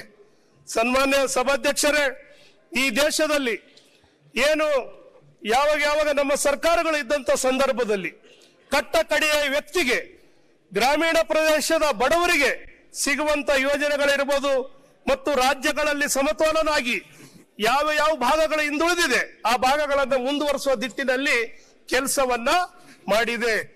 ಆದ್ರೆ ಈ ದೇಶದಲ್ಲಿ ನಾವು ನೋಡ್ತಾ ಇದೀವಿ, ಬಿಜೆಪಿ ಸರ್ಕಾರ ಬಂದು ಕೂಡ ಈಗ ಸುಮಾರು 10 ವರ್ಷ ಪೀರಿಯಡ್ ಆಗಿರ್ಬೋದು. ಆದ್ರೆ ಒಂದೇ ಒಂದು ಈ ದೇಶದಲ್ಲಿ ಆರ್ಟಿಕಲ್ಗಳನ್ನು ತಿದ್ದುಪಡಿ ಮಾಡಿ ಮುಂದೆ ತರುವಂತ ಕೆಲಸವನ್ನ ಮಾಡಲಿಲ್ಲ ಮತ್ತು ಗ್ರಾಮೀಣ ಪ್ರದೇಶಕ್ಕೆ ಬಡವರಿಗೆ ಸಿಗುವಂತ ಯೋಜನೆಗಳನ್ನ ಇಲ್ಲಿವರೆಗೆ ಯಾವುದೇ ಕೊಡ್ತಾ ಇಲ್ಲ. ಹಾಗಾಗಿ ಸನ್ಮಾನ್ಯ ಸಭಾಧ್ಯಕ್ಷರೇ, ಈ ರಾಜ್ಯದ ಮುಖ್ಯಮಂತ್ರಿಗಳಾದಂತಹ ಸಿದ್ದರಾಮಯ್ಯ ಸಾಹೇಬರ ನೇತೃತ್ವದಲ್ಲಿ ನಮಗೆ ಭರವಸೆ ಇದೆ. ಇವತ್ತು 135 ಜನರನ್ನ ಆಯ್ಕೆ ಮಾಡಿ ಏನು ನನ್ನ ಕರ್ನಾಟಕ ರಾಜ್ಯದ ಜನತೆ ಆಶೀರ್ವಾದ ಮಾಡಿದ್ದಾರೆ. 5 ವರ್ಷ ಸುಭದ್ರವಾಗಿ ಈ ಸರ್ಕಾರವನ್ನ ಹಾಳಿಲ್ಲ ಅಂತ ಹೇಳಿ ಕಳಿಸಿದ್ದಾರೆ. ಬಹಳಷ್ಟು ಜನ ನನ್ನ ವಿರೋಧ ಪಕ್ಷದ ನಾಯಕರುಗಳು ಮಾತಾಡ್ತಿರ್ತಾರೆ ಹೊರಗಡೆ, ನಾಳೆ ಬನ್ನಿ, ಈಗ ರಾಜೀನಾಮೆ ಕೊಟ್ಟು ಬನ್ನಿ, 160 ಸೀಟ್ ನಾವು ಗೆಲ್ತೀವಿ ಅಂತ ಹೇಳ್ತಾ ಇದ್ದಾರೆ. ಸ್ವಾಮಿ, ನಿಮಗೆಲ್ಲ ಈಗ ಇನ್ನು 8 ತಿಂಗಳಾಗಿದೆ. ಅವತ್ತು ನೀವು ಹೋಗಿದ್ರಿ, ನಾವು ಹೋಗಿದ್ದೀವಿ. ಆದ್ರೆ 5 ವರ್ಷ ನಮ್ಮ ಆಡಳಿತವನ್ನು ನೋಡಿ, 5 ವರ್ಷ ಆದ ನಂತರ ಪ್ರಜಾಪ್ರಭುತ್ವದ ವ್ಯವಸ್ಥೆ ಅವತ್ತಿನ ದಿನ ಮತ್ತೆ ಚುನಾವಣೆಗಳು ಹೋಗೋದು ಇರ್ತದ. ಅವತ್ತಿನ ದಿನ ಜನರ ಆಯ್ಕೆಯನ್ನ ನಾವೆಲ್ಲರೂ ಒಪ್ಪಬೇಕಾಗ್ತದೆ. ಹಾಗಾಗಿ ಇವತ್ತು ಏನು ಕರ್ನಾಟಕ ರಾಜ್ಯದಲ್ಲಿ ಯಾವತ್ತು ಕೂಡ ನೀವು ಈ ರೀತಿಯಾಗಿ ಬಹುಮತದಿಂದ ಒಂದೇ ಪಾರ್ಟಿ ನೀವು ಅಧಿಕಾರ ಮಾಡಕ್ಕಾಗಿಲ್ಲ. ಏನಾದರೂ ಮಾಡಿದ್ರೆ ವಾಮ ಮಾರ್ಗದಿಂದ ಬಂದು ಅಧಿಕಾರವನ್ನ ಮಾಡಿದಿರುವ ಹೊರತಾಗಿ ಬಿಜೆಪಿ ಅವರು ಯಾವತ್ತೂ ಕೂಡ ಬಹುಮತದಿಂದ ಬಂದು ಈ ಸದನದಲ್ಲಿ ಈ ಅಧಿಕಾರವನ್ನ ಮಾಡಿಲ್ಲ. ಹಾಗಾಗಿ ನೀವು ಯಾವತ್ತೂ ಕೂಡ ಆ ಕಲ್ಪನೆಗಳಲ್ಲಿ, ಆ ಚಿಂತೆಗಳಲ್ಲಿ ಇರಬೇಡಿ. ಇದು 4 ವರ್ಷ 3 ತಿಂಗಳ ಸುಭದ್ರವಾಗಿ ಸಂಪತ್ತು ಭರಿತವಾಗಿ ಈ ನಾಡಿನಲ್ಲಿ ಈ ಜನತೆಗೆ ಏನು ನಾವು ಭರವಸೆಗಳನ್ನು ಕೊಟ್ಟಿದ್ದೀವಿ ನನ್ನ ನಾಯಕರುಗಳು ಏನು ಭರವಸೆಗಳನ್ನು ಕೊಟ್ಟಿದ್ದಾರೋ ಅದನ್ನ ಸಮರ್ಪಕವಾಗಿ ಇದನ್ನ ಜನರಿಗೆ ತಲುಪಿಸುವಂತ ಕೆಲಸವನ್ನ ಮಾಡಿ ಉತ್ತಮವಾಗಿ ಆಡಳಿತವನ್ನ ಕೊಡುವಂತ ಕೆಲಸವನ್ನ ಮಾಡ್ತವೆ ಅಂತ ಹೇಳಿ ಕೂಡ ಈ ಸಂದರ್ಭದಲ್ಲಿ ಹೇಳಿ ಬಯಸ್ತಾ ಇದ್ದೀನಿ ಸನ್ಮಾನ್ಯ ಸಭಾಧ್ಯಕ್ಷರೇ. ಯಾಕಂದ್ರೆ ಹಿಂದೆ ಏನು 2013ರಿಂದ 2018ರಲ್ಲಿ ಇರುವಂತಹ ಸಂದರ್ಭದಲ್ಲಿ ಈ ರಾಜ್ಯದ ನಾಯಕರಾದಂತಹ ಸಿದ್ದರಾಮಯ್ಯ ಸಾಹೇಬರು 164 ಭರವಸೆಗಳನ್ನ ಆವತ್ತೇನು ಘೋಷಣೆಗಳನ್ನ ಮಾಡಿದರು. 160 ಭರವಸೆಗಳನ್ನ ಚಾಚು ತಪ್ಪದೆ ಈಡೇರಿಸಿದಂತ ನಾಯಕರು ಯಾವುದಾದ್ರೂ ರಾಜ್ಯದಲ್ಲಿ ಮುಖ್ಯಮಂತ್ರಿ ಇದ್ರೆ ಅದು ಸಿದ್ದರಾಮಯ್ಯ ಸಾಹೇಬರು ಇದ್ದಾರೆ ಅಂತ ಕೂಡ ಈ ಸದನಕ್ಕೆ ಹೇಳ್ತೀನಿ ಸನ್ಮಾನ್ಯ ಸಭಾಧ್ಯಕ್ಷರೇ. ಅದೇ ರೀತಿಯಾಗಿ ಈಗ ನಾವು ಪಂಚ ಗ್ಯಾರಂಟಿಗಳ ಜೊತೆಗೆ ಇನ್ನ ಬಹಳಷ್ಟು ನಮ್ಮ ಪ್ರಣಾಳಿಕೆಯಲ್ಲಿದೆ. ಅದನ್ನು ಕೂಡ ಸಂಪೂರ್ಣವಾಗಿ 5 ವರ್ಷದಲ್ಲಿ ಇದನ್ನ ಸಂಪೂರ್ಣವಾಗಿ ಕಾಂಗ್ರೆಸ್ ಪಕ್ಷದ ಸರ್ಕಾರ ಈ ಭರವಸೆಗಳನ್ನ ಈಡೇರಿಸಿ ಈ ಜನರಿಗೆ ತಲುಪಿಸುವಂತ ಕೆಲಸವನ್ನ ನನ್ನ ಸರ್ಕಾರ ಮಾಡ್ತದೆ ಅಂತ ಕೂಡ ಈ ಸಂದರ್ಭದಲ್ಲಿ ಹೇಳ್ತೀನಿ ಸನ್ಮಾನ್ಯ ಸಭಾಧ್ಯಕ್ಷರೇ. ಇವತ್ತು ಏನು ನಮ್ಮ ಈ ಭಾಗದಲ್ಲಿ ಬಹಳಷ್ಟು ಜನ ಇವತ್ತು ಗೂಳೆಗಳನ್ನ ಹೋಗುವಂಥದ್ದು ತಪ್ಪಿಸಬೇಕಾಗಿದೆ. ಹಾಗಾಗಿ ಕೇಂದ್ರ ಸರ್ಕಾರಕ್ಕೆ ನನ್ನ ವಿರೋಧ ಪಕ್ಷದ ನಾಯಕರುಗಳು, ಸಂಸದರು, ತಾವೆಲ್ಲರೂ ಕೂಡ ಏನು ನಾವು ರಾಜ್ಯದಿಂದ ಸಲ್ಲಿಸಿದಂತ 150 ದಿನ ಮಾನವಗಳನ್ನ ನೀವು ಕೂಡ ಬೆಂಬಲಿಸಿ 150 ದಿನಗಳ ಮಾನವ ದಿನಗಳನ್ನು ಕೊಡಿಸಿ ಉದ್ಯೋಗ ಖಾತ್ರಿಯಲ್ಲಿ ಜನರು ಆ ಗ್ರಾಮೀಣ ಪ್ರದೇಶದಲ್ಲಿ ಬದುಕನ್ನು ಕಟ್ಟೋದಕ್ಕೆ ಆಗ್ತದ. ಹಾಗಾಗಿ ಇವತ್ತು ಕೇವಲ ವಿರೋಧ ಪಕ್ಷದಲ್ಲೇ ಇದೀವಿ ಅಂತೇಳಿ ಟೀಕೆ ಬೇಡ. ಇವತ್ತು ತಾವೇನು ಮಾಡುವಂತದಕ್ಕೆ ಮತ್ತು ದಾರಿ ತಪ್ಪಿದಾಗ ನೀವು ಎಚ್ಚರಿಸುವಂತ ಕೆಲಸ ಮಾಡಿ ಖಂಡಿತವಾಗಿ ನನ್ನ ಸರ್ಕಾರ ಇವತ್ತು ಈ ಏನು ನಾವು ಭರವಸೆಯನ್ನು ಕೊಟ್ಟಿವಿ, ಪಾರದರ್ಶಕ ಆದಂತ ಆಡಳಿತವನ್ನು ನಾವು ನೀಡ್ತೀವಿ ಅಂತ ಏನು ಕೊಟ್ಟಿದೀವಿ ಅದನ್ನ ಚಾಚು ತಪ್ಪದೆ ಈಡೇರಿಸ್ತೀವಿ ಅಂತ ಹೇಳಿ ಸನ್ಮಾನ್ಯ ಸಭಾಧ್ಯಕ್ಷರೇ ಹೇಳಿ ಬಯಸ್ತೇವೆ. ಹಾಗಾಗಿ ಇವತ್ತಿನ ಏನು ನಾವು ಈ ಮನೆಗೆ ಆಯ್ಕೆ ಆಗಿ ಬರ್ಬೇಕಾದಾಗ ಕೂಡ ಬಹಳಷ್ಟು ಕಠಿಣ ಕಷ್ಟದಲ್ಲಿ ಕೂಡ ನಾವು ಬರ್ತಾ ಇದೀವಿ. ಆ ಕಡೆ ಶಾಸಕರು ಇರ್ಬೋದು, ನಾವಿರ್ಬೋದು, ಎಲ್ಲರಿಗೂ ಕೂಡ ಸಹಜವಾಗಿ. ಆದ್ರೆ ಹಿಂದೆ ಏನು ನಿಮ್ಮ ವರ್ತನೆಗಳು ಹಿಂದೆ ಬಿಜೆಪಿ ಸರ್ಕಾರದಲ್ಲಿದ್ದಂತ ವರ್ತನೆಗಳು ಇತ್ತು, ಈ ರಾಜ್ಯದಲ್ಲಿ ಆ ಸಿಸ್ಟಮ್ಗಳು ಇರ್ಲಿಲ್ಲ. ನಾವು ಬೇರೆ ಕಡೆ ಕೇಳ್ತಾ ಇದ್ವಿ, ತಮಿಳುನಾಡು, ಆಂಧ್ರ ಪ್ರದೇಶದಲ್ಲಿ ಯಾರು ಸರ್ಕಾರ ಇರ್ತದ ಅವ್ರು ನಡೀತದ, ಅವರಿಗೆ ಅನುದಾನ ಅಂತೇಳಿ. ಆದ್ರೆ ಇದು ಹೊಸ ಸಿಸ್ಟಮ್ ಅನ್ನ ನೀವು ಅಳವಡಿಸಿ ಹೋಗ್ಬಿಟ್ರಿ. ನಾವು ಬಹಳಷ್ಟು ಕಚೇರಿಗಳಿಗೆ ಅಲಿದ್ರೆ ಅನುದಾನಗಳನ್ನ ಒನ್ ಸೈಡೆಡ್ ಆಗಿ ಮಾಡಿದ್ರಿ ನೀವು. ಆದ್ರೆ ನನ್ನ ಸರ್ಕಾರದ, ನನ್ನ ಮುಖ್ಯಮಂತ್ರಿಗಳು, ನನ್ನ ಉಪಮುಖ್ಯಮಂತ್ರಿಗಳು, ನಾವು ಎಲ್ಲರೂ ಕೂಡ ಈ ಮನೆಯಲ್ಲಿರುವಂತ ಎಲ್ಲ ಸದಸ್ಯರು ನಾವು ಒಟ್ಟಂತ ನಾವು ಭಾವಿಸ್ತೀವಿ. ಆದ್ರೆ ಯಾರಿಗೂ ಕೂಡ ಶಾಶ್ವತ ಇಲ್ಲ ಇದು. ಇವತ್ತು ಯಾರಿಗೂ ಕೂಡ ಆ ಕಡೆ ಈ ಕಡೆ ಶಾಶ್ವತ ಇಲ್ಲ. ಆದ್ರೆ ಇರುವಂತ ಅಭಿವೃದ್ಧಿ ಪಡಿಬೇಕಾಗ್ತದ. ಯಾಕಂದ್ರೆ ಎಲ್ಲಾ ಭಾಗಗಳು ಸಮೃದ್ಧಿಯಾಗಿ ಅಭಿವೃದ್ಧಿ ಆಗ್ಬೇಕಾಗ್ತದೆ. ಆದ್ರೆ ದ್ವೇಷದ ರಾಜಕಾರಣಿಗಳನ್ನ ಮಾಡಿ ದ್ವೇಷದಿಂದ ಕೂಡಿದಾಗ ಆ ಭಾಗ ನಿರ್ಲಕ್ಷ್ಯಕ್ಕೆ ಒಳಗಾಗ್ತದ ಮತ್ತು ಆ ಭಾಗ ಹಿಂದುಳಿತದ. ಯಾಕಂದ್ರೆ ಅಭಿವೃದ್ಧಿಯಲ್ಲಿ ಕುಂಠಿತ ಆಗ್ತದ. ಸನ್ಮಾನ್ಯ ಸಭಾಧ್ಯಕ್ಷರೇ, ಈ ರೀತಿಯಾಗಿ ನೀವು ಪಾಠವನ್ನ ಕಳಿಸಿದ್ರಿ. ಆದ್ರೆ ಅದನ್ನೇ ನಾವೇನಾದ್ರೂ ಮುಂದುವರಿಸಿದ್ರೆ ಖಂಡಿತವಾಗಿ ನಿಮಗೆ 5 ವರ್ಷ ಏನು ಸಿಗ್ಲಿಕ್ಕಿಲ್ಲ. ಆದ್ರೆ ಅಂತ ಸಂಸ್ಕೃತಿ ಬೇಡ ಅಂತ ಹೇಳಿ ನಾನೇ ಬಯಸ್ತಾ ಇದ್ದೀನಿ. ಯಾಕಂದ್ರೆ ನಾವು ಅನುಭವಿಸಿದೀವಿ. ನಾವು ಹೊಸ ಶಾಸಕರುಗಳು ಬಂದಿದ್ದಾರೆ, ಅವರಿಗೆ ಪಾಪ ಇನ್ನ ಗೊತ್ತಿರೋದಿಲ್ಲ, ಈಗ ಹೊಸದಾಗಿ ಬಂದಿರ್ತಾರೆ. ಯಾಕಂದ್ರೆ ನಾವೆಲ್ಲ ಹಿಂದಿನ ಸರ್ಕಾರದಲ್ಲಿ ಅನುಭವಿಸಿದ್ವಿ. ನೀವೆಲ್ಲ ಅನುಭವಿಸಿದಷ್ಟು ಬಹಳಷ್ಟು ಜನ ಇಲ್ಲಿ ಇದೀವಿ. ಆದ್ರೆ ಆ ಸಿಸ್ಟಮ್ ಅನ್ನ ನಮ್ಮ ಕರ್ನಾಟಕ ರಾಜ್ಯದಲ್ಲಿ ಬೇಡ ಅಂತ ಕೂಡ ನಾನು ಕೂಡ ಬಯಸ್ತಾ ಇದ್ದೀನಿ. ಯಾಕಂದ್ರೆ ಯಾವುದೇ ಬಜೆಟ್ ನಲ್ಲಿ ಒಂದು ಸಾರಿ ಬಜೆಟ್ ನಲ್ಲಿ ನಾವು ಘೋಷಣೆ ಆದಂತ ಯೋಜನೆಗಳನ್ನ ಇವತ್ತು ಬಜೆಟ್ ಬುಕ್ ಅನ್ನ ಭದ್ರವಾಗಿ ಸೂಟ್ ಕೇಸ್ನಲ್ಲಿ ಒಂದು ಪೂಜೆಯ ರೂಪದಲ್ಲಿ ತಂದು ನಾವು ಇಲ್ಲಿ ಬಜೆಟ್ ಅನ್ನ ಬುಕ್ ಅನ್ನ ಓದಿದ ಮೇಲೆ ಅದಕ್ಕೆ ಆದಂತ ಇವತ್ತು ಘನತೆಯನ್ನ ಉಳ್ಕೋಬೇಕಾಗ್ತದೆ. ಯಾಕಂದ್ರೆ ಬಜೆಟ್ ಬುಕ್ದಲ್ಲಿ ಆದಂತ ಘೋಷಣೆಗಳ ಯೋಜನೆಗಳನ್ನ ಯಾವುದೇ ಸರ್ಕಾರಗಳು ಬರ್ಬೋದು, ಆದ್ರೆ ಅದನ್ನು ಮುಂದುವರಿಸುವಂತ ಕೆಲಸ ಇದು ರೂಢಿ ಆಗ್ಬೇಕಾಗ್ತದೆ. ಆದ್ರೆ ಏನಾಗ್ತಾ ಇದೆ ನಾವು ನೋಡ್ತಾ ಇದ್ವಿ. ಹಿಂದೆ ಸಮ್ಮಿಶ್ರ ಸರ್ಕಾರ ಇದ್ದಂತ ಸಂದರ್ಭದಲ್ಲಿ ಹಲವಾರು ಯೋಜನೆಗಳು ಬಜೆಟ್ ಅಲ್ಲಿ ಘೋಷಣೆ ಆದ ನಂತರ ಬಿಜೆಪಿ ಸರ್ಕಾರ ಬಂದ ತಕ್ಷಣ ಆ ಬುಕ್ ಅನ್ನ ಕೆಳಗೋಗಿರುವಂತದ್ದಾಯ್ತು. ಅಂದ್ರೆ ಇಷ್ಟು ಅದು ಹಗುರವಾಗಿ ಆ ಬುಕ್ಕಕ್ಕೆ ವ್ಯಾಲ್ಯೂವೇ ಇಲ್ಲ ಅಂದಾಗ ಸುಭದ್ರವಾಗಿ ಅದನ್ನ ಸೂಟ್ ಕೇಸಲ್ಲಿ ಈ ಮನೆಗೆ ತರುವಂತದ್ದು ಏನಿರ್ತದೆ ಅಂತೇಳಿ ನಾನು ಭಾವಿಸ್ತೀನಿ. ಸನ್ಮಾನ್ಯ ಸಭಾಧ್ಯಕ್ಷರೇ, ಅದು ದ್ವೇಷದ ರಾಜಕಾರಣಿ ಆಗ್ತದೆ. ಇದು ಆಗ್ಬಾರ್ದು. ಯಾಕಂದ್ರೆ ಒಂದು ಸಾರಿ ಬಜೆಟ್ ಅನ್ನ ಬುಕ್ ಅನ್ನ ಪ್ರಿಪೇರ್ ಆಗಿ ಎಲ್ಲವನ್ನ ರೆಡಿ ಆದ ನಂತರ ಯಾವುದೇ ಸರ್ಕಾರಗಳ ಬದಲಾವಣೆಗಳು ಇದ್ರೂ ಕೂಡ ಅದು ಸಂಪೂರ್ಣವಾಗಿ ಈಡೇರೋ ತನಕ ಆ ಯೋಜನೆಗಳನ್ನ ಅದನ್ನ ಗುಣಮಟ್ಟವನ್ನು ಕಾಯುವಂತ ಜೊತೆಗೆ ಜಾರಿ ಬರಬೇಕು. ಆಗಿದ್ದಾಗ ಮಾತ್ರ ಆ ಬಜೆಟ್ ಬುಕ್ಕಿಗೆ ಕೂಡ ಇವತ್ತು ಏನು ನಾವು ಭದ್ರತೆ ತಂದು ಇಲ್ಲಿ ಓದುವಂತದಕ್ಕೆ ಕೂಡ ಅದನ್ನ ಏನು ನಾವು ಆ ರೀತಿಯಾಗಿ ಪೂಜಿಸ್ತೀವಿ ಆ ಭಾವನೆಯಲ್ಲಿ ಅದು ಮುಂದುವರಿಸಬೇಕಂತ ಕೂಡ ನಾನು ಈ ಸಂದರ್ಭದಲ್ಲಿ ಹೇಳ್ತೀನಿ. ಹಾಗಾಗಿ ಯಾಕಂದ್ರೆ ನಾನು ಈ ಮಾತು ಯಾಕೆ ಹೇಳ್ತೀನಿ ಅಂದ್ರೆ ನಮಗೆ ನೋವಿನ ಸಂಗತಿ, ಹಿಂದೆ ಬಜೆಟ್ ಅಲ್ಲಿ ಘೋಷಣೆ ಆದಂತ ಯೋಜನೆಗಳು 5 ವರ್ಷ ನಾನು ಸತತವಾಗಿ ಮನೆಯಲ್ಲಿ ಅದನ್ನ ಪ್ರಶ್ನೆ ಮಾಡಿದ್ದೀನಿ.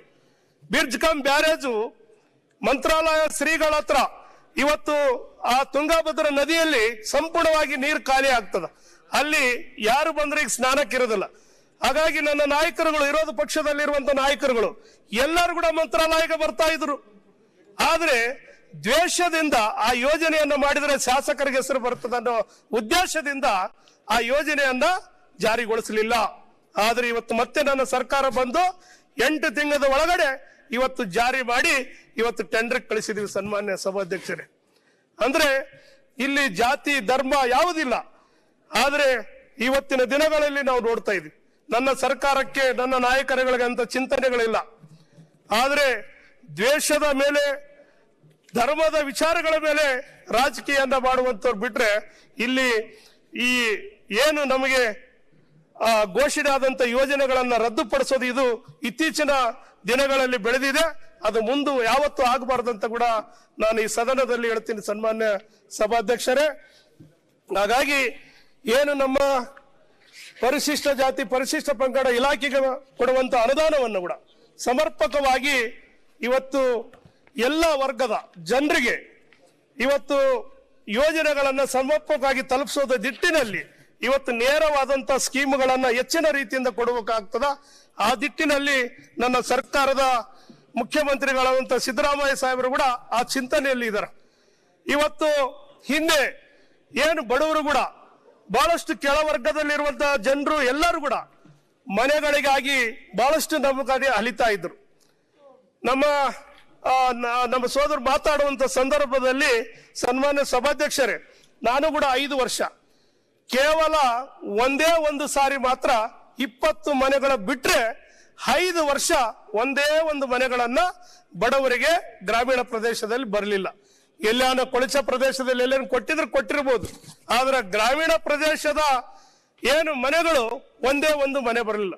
ಅಮೃತ ಮಹೋತ್ಸವ ಯೋಜನೆ ಅಂತೇಳಿ ಪಂಚಾಯತ್ಗಳನ್ನ ಆಯ್ಕೆ ಮಾಡಿ ಕೊಟ್ಟಿವಿ ನಾವು. ಅವಾಗ ಒಂದು ಪಂಚಾಯತ್ಗೆ ಅನ್ಲಿಮಿಟೇಷನ್ 75ನೇ ಸ್ವಾತಂತ್ರ್ಯೋತ್ಸವದ ಅಮೃತ ಮಹೋತ್ಸವ ಅಂತೇಳಿ ಬಿಜೆಪಿ ನಾಯಕರುಗಳು ಸರ್ಕಾರ ಘೋಷಣೆ ಮಾಡಿದ್ರು. ಆದ್ರೆ ಆವತ್ತಿನ ದಿನ ಎಲ್ಲವನ್ನ ನಾವು ಆಯ್ಕೆ ಮಾಡಿ ಡಾಟಾ ಕಲೆಕ್ಟ್ ಮಾಡಿ ಸರ್ಕಾರಕ್ಕೆ ಸಬ್ಮಿಟ್ ಮಾಡಿದ್ರೆ ಒಂದು ಕೂಡ ಮನೆಗಳು ಬರಲಿಲ್ಲ. ಅದು ಇಲ್ಲಿವರೆಗೂ ಅದೇ ರೀತಿ ಆಗಿದೆ.